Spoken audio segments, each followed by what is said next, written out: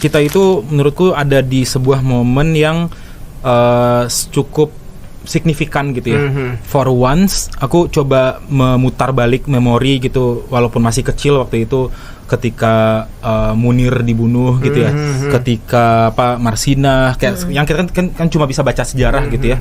Selalu posisinya adalah masyarakat itu dalam posisi di nggak bisa ngelawan, bukan ngelawan juga, ngelawan tuh kayak kesannya tuh kita mau ngapain gitu ya, tapi nggak punya daya gitu untuk ya udah kalau kalau kata penguasa A kita terpaksa terima gitu, karena kita nggak punya apa-apa buat membuktikan sebaliknya gitu.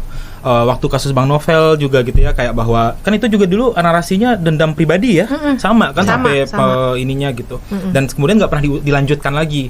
Jadi ini bukan cuma masalah ada narasi bahwa ya setidak-tidaknya udah ada 4 yang didakwa gitu kan, that's better than nothing gitu. Aku malah khawatir tuh setelah 4 ini selesai gitu. Sedangkan kita ini sekarang biasanya gitu ya kan, aku akui lah gitu, ada juga kritik orang kayak aku lihat ada seorang ahli psikologi forensik gitu ya, dia bilang 2 hal. Yang pertama dia bilang masyarakat sipil Indonesia ini hidup dalam trauma berkepanjangan katanya. Jadi apapun yang terjadi akan disebut itu sebagai kekerasan, pelanggaran HAM. Terus aku kayak sure, itu argumen yang bisa jadi valid gitu ya. Traumanya emang ada kan, karena nggak pernah diselesaikan. Cuma at the same time kali ini kita tuh nggak paranoid gitu. Kita punya bukti gitu. Dan aku bisa bilang gitu karena aku yang ngerjain juga gitu.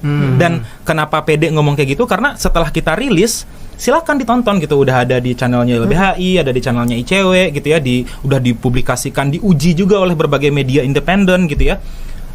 Dan ternyata hold gitu temuan-temuan itu, sehingga kita punya bukti bahwa betul nggak cuma 4 orang gitu. Jadi aku juga ajak kita untuk menolak gitu ya narasi bahwa oh iya ini 4 orang pelaku percobaan pembunuhan atau penyerangan keras terhadap Andri Yunus sudah didakwa, kayak belum selesai gitu.